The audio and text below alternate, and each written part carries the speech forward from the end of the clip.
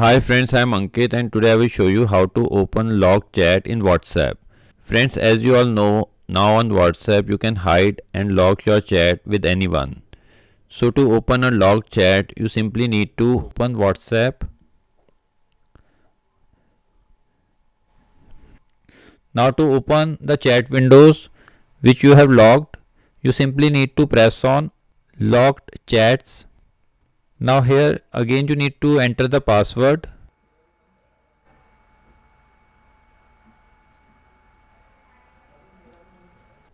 Now here you will find all the chats which you have logged.